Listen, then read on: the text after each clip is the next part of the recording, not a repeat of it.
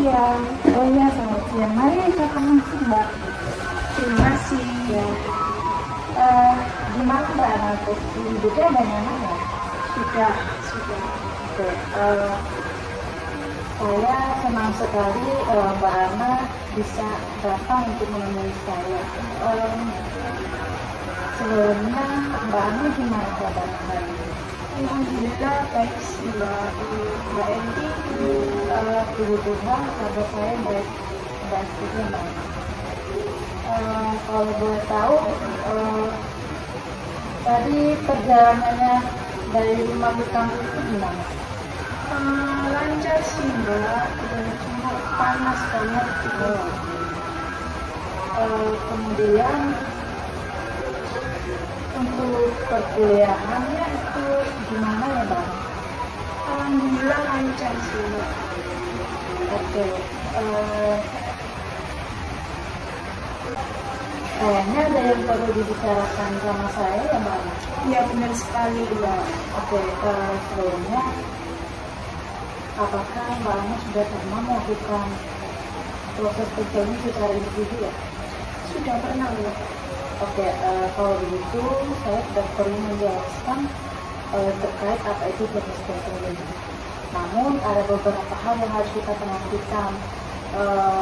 Lebih utamanya itu asas kerahasiaan, di mana dalam asas kerahasiaan ini kita itu saling menjaga kerahasiaan dalam proses counseling kita kali ini. Artinya setiap informasi yang sudah terjadi dalam proses counseling kita kali ini tidak boleh diketahui oleh siapapun. Berarti cukup kita saja ya yang tahu.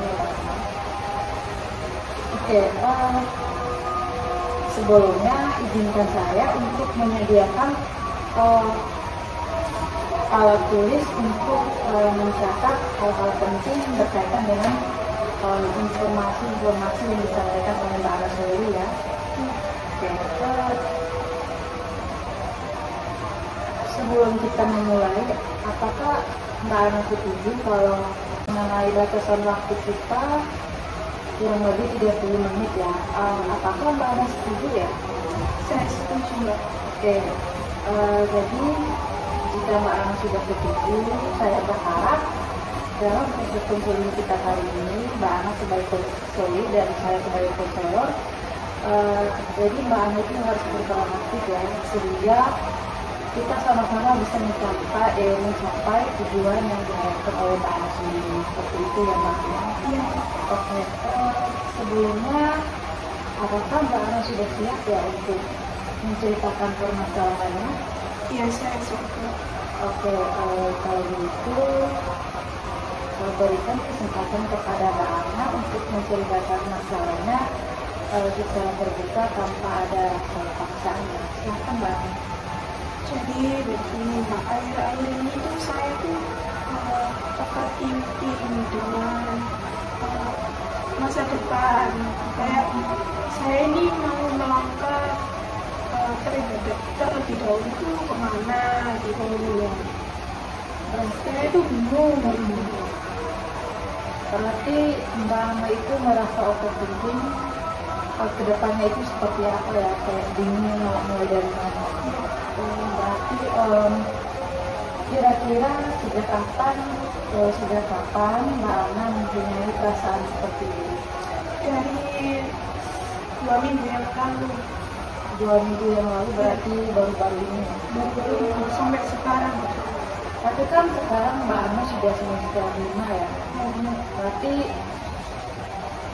kayak masih bingung ya. Tapi kan sekarang Mbak Ana sendiri tahu Mbak Ana sekarang kan tidak mengambil di jenjang pertunjukan di prodi Depan. Terus kedepannya nggak tahu kayak gimana, kurang lebih seperti itu ya. Iya masih bingung. Oke. Lalu kira-kira apa yang membuat Mbak Ana itu kayak merasa overthinking kedepannya itu seperti apa? Padahal kan Mbak Ana sendiri sekarang itu sudah semester 5. Terus Mbak Ana juga mengambil program pendidikan bimbingan perkuliahan, tapi Mbak Ana masih bingung ya kedepannya itu seperti apa.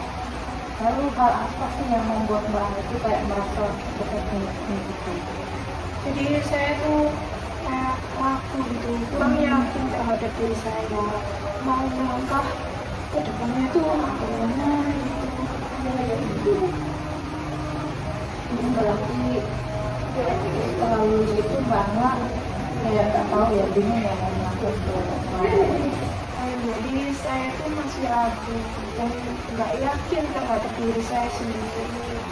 Bagaimana ya ke depannya, saya itu melangkah itu mulai dari mana gitu.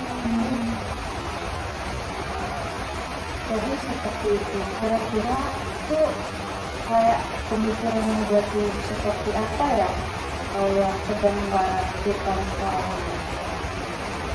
ini? Kayak kedepan itu takutnya kayak gimana, kayak pemikiran negatif itu munculnya, pemikiran negatif itu seperti apa ya Mbak?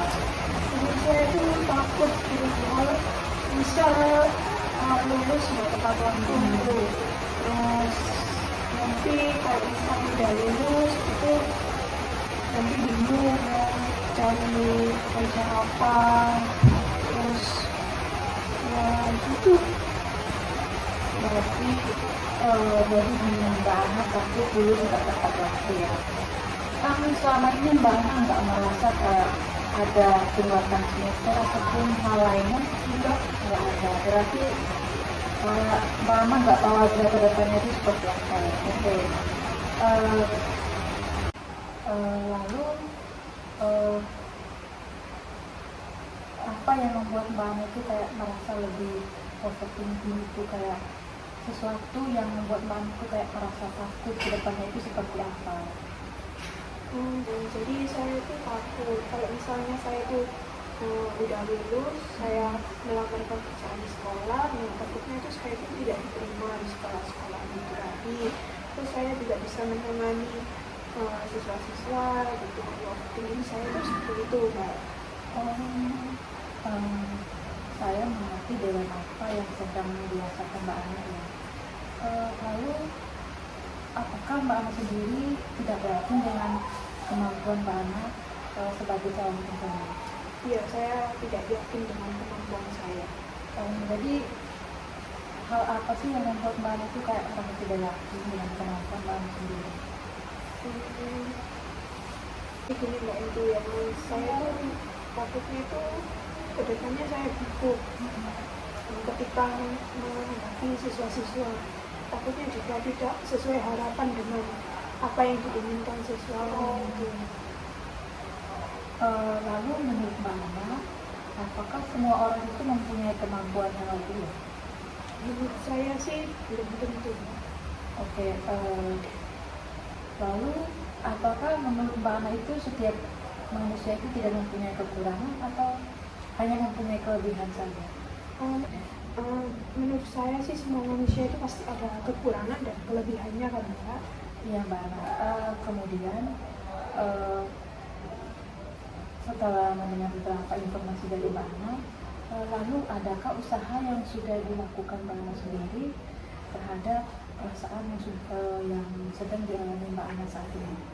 Iya, saya pernah berusaha sih Mbak, mencoba untuk berpikir positif, terus lebih percaya diri aja terhadap diri saya ini, lebih yakin. Saya sangat mengapresiasi usaha yang sudah dilakukan Mbak Ana.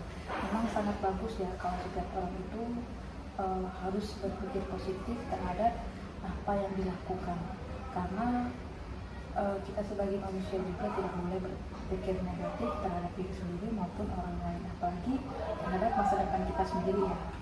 Oke. Lalu bagaimana jika suatu saat hal tersebut terjadi lagi? Kira-kira hal seperti apa yang Mbak Ana lakukan untuk mengatasi hal tersebut? Pokoknya saya tuh terus berusaha menghindari pikiran saya yang negatif itu sih Mbak. Kemudian harapan Mbak Ana itu kedepannya itu seperti apa ya? Harapan saya sih, saya lebih yakin terhadap diri saya, mencoba untuk berpikiran positif dan tidak overthinking lagi. Saya yakin saya akan bisa melalui semua ini. Oke, bagus sekali ya Mbak Ana.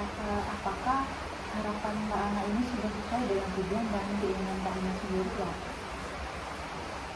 Ya, saya yakin harapan saya ini udah sesuai dengan tujuan. Oke, baik Mbak Ana. Kira-kira adakah gambaran atau harapan seperti apa ya untuk kedepannya Mbak Ana? Jadi rencana ke depan itu saya meningkatkan kemampuan saya, yakin terhadap kemampuan saya ini. Saya yakin kalau saya itu bisa. Terus saya lebih berpikiran positif lagi untuk ke depannya, Mbak. Oke. Lalu bagaimana jika strategi atau rencana yang sudah dibuatkan Mbak Ana tadi mengalami kegagalan? Kemudian usaha apa yang Mbak Ana lakukan untuk menghadapi hal tersebut? Jadi saya berpikir positif aja sih, Mbak.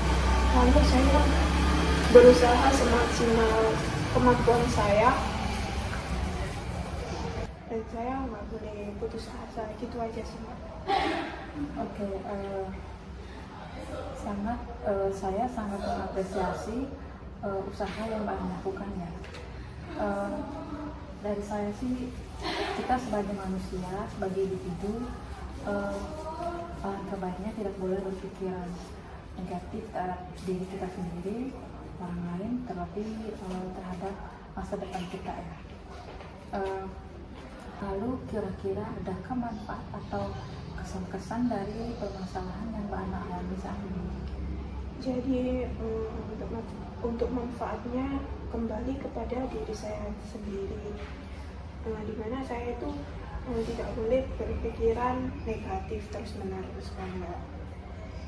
Oh, jadi seperti itu ya. Lalu menurut Mbak Ana sendiri bagaimana dengan rencana atau pemikiran baru yang sudah Mbak Ana buatkan tadi? Menurut saya sih sudah tepat ya, Mbak. Sesuai dengan tujuan saya untuk kedepannya, untuk merubah perilaku saya dan pikiran saya yang negatif ini. Oke, saya setuju dengan pemikiran Mbak Ana tadi. Oke, sebelumnya mungkin ada yang ingin ditanyakan lagi oleh Mbak Ana sendiri ya? Untuk saat ini sih sudah tidak ya, Mbak. Oke, sebelumnya saya berharap kedepannya Mbak Ana lebih berpikir positif ya, karena tadi Mbak Ana juga sudah menegaskan beberapa perilaku atau pemikiran baru yang akan dilakukan kedepannya itu. Oke, mungkin ada kesan-kesan lagi dalam proses konseling kita kali ini ya Mbak Ana? Sebelumnya saya berterima kasih sekali dengan Pak Enti sudah bisa menyelesaikan permasalahan saya ini dan sudah bisa menemui saya. Oke, sebelumnya saya juga minta maaf ya kepada Mbak Ana. Mungkin selama proses konseling kita ini ada beberapa kekurangan, baik dalam penggunaan bahasa ataupun baik dalam penyelesaian ataupun penggalian masalahnya dari Mbak Ana sendiri ya.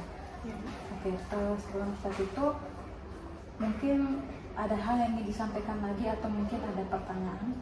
Sudah tidak ada. Oke, kalau begitu jika ada beberapa kendala ataupun kesulitan Mbak Ana ke depannya, Mbak Ana bisa menghubungi saya lewat WA ya Mbak Ana? Iya.